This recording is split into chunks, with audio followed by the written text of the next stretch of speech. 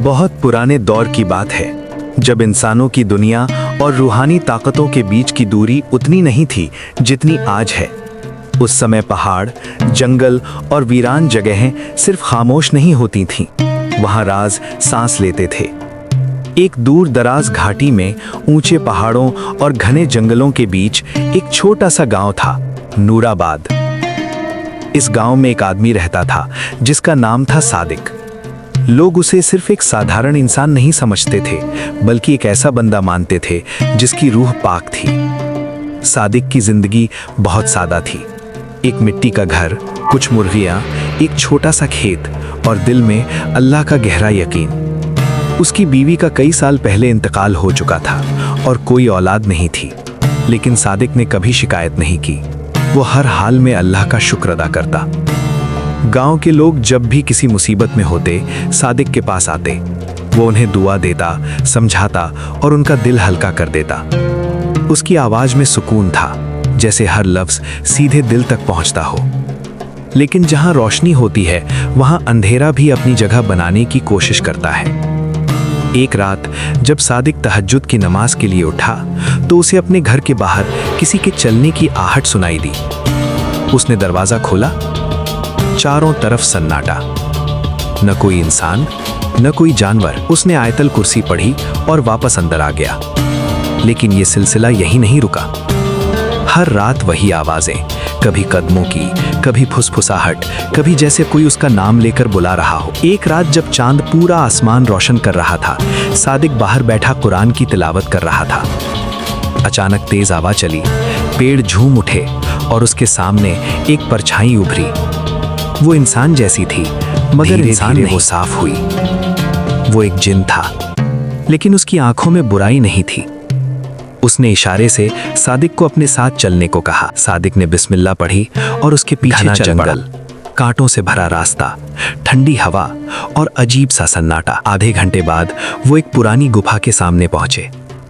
गुफा के अंदर एक अजीब सी रोशनी थी। जैसे जैसे सादिक अंदर गया, उसने देखा वहां कई जिन बैठे थे। उनके चेहरों पर बूढ़ा जिन आगे आया। उसने कहा, हमने तुम्हें इसलिए बुलाया है क्योंकि सिर्फ तुम ही हमें बचा सकते हो।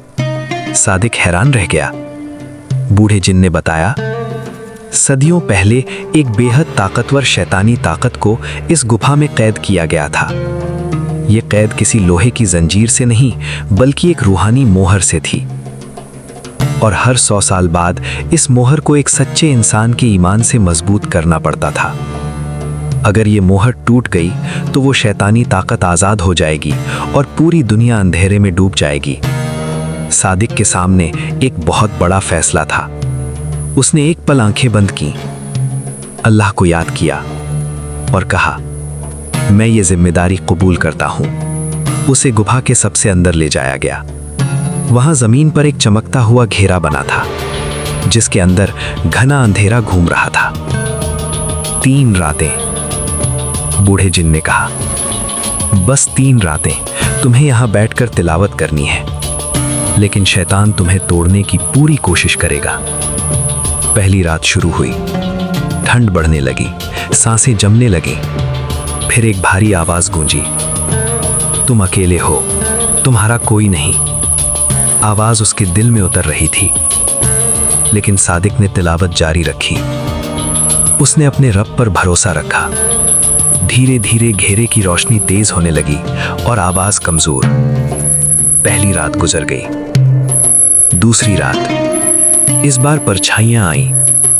उसकी बीवी की आवाज, उसके बाप की आवाज, सादिक वापस आ जाओ। उसका दिल टूटने लगा, लेकिन उसने समझ लिया ये धोखा है। उसने आंखें बंद की और जोर से तिलावत करने लगा। परछाइयां गायब हो गईं। दूसरी रात भी खत्म हुई। अब आखिरी रात, सबसे खतरनाक। गुफा कांपने लगी, आग की लपटें उठीं और शैतान अपनी असली शक्ल में सामने आया।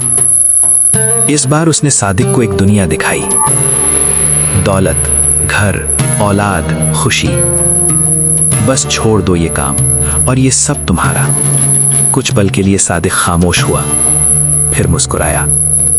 मुझे सिर्फ अपने रब की रजा चाहिए। अचानक सब कुछ टूट गया। शैतान गुस्से में चिल्लाया। आखिरी बार उसने सादिक के दिल में शक डालने की कोशिश की। क्या सच में अल्लाह है? एक पल के लिए सन्नाटा। फिर सादिक की आवाज गूंजी। मैं उसे देख नहीं सकता, लेकिन हर जगह महसूस करता हूं। जैसे ही उसने ये कहा, घेरा तेज रोशनी से चमक उठा। शैतान की चीख गूंजी और वो फिर से कैद हो गया। गुफा में सुकून छा गया। जिन वापस आए, उनकी आंखों में खुशी थी। तुमने हमें बचा लिया। सादिक चुप था। उसके चेहरे पर सुकून था।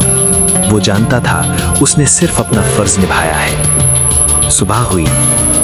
वो अपने गांव वापस आया, लेकिन अब वो वही इंसान नहीं था। अब उसके अंदर और भी मजबूत ईमान था। और गांव वालों को यह पता भी नहीं चला कि एक साधारण इंसान ने पूरी दुनिया को अंधेरे से बचा लिया था। मूनलाइट।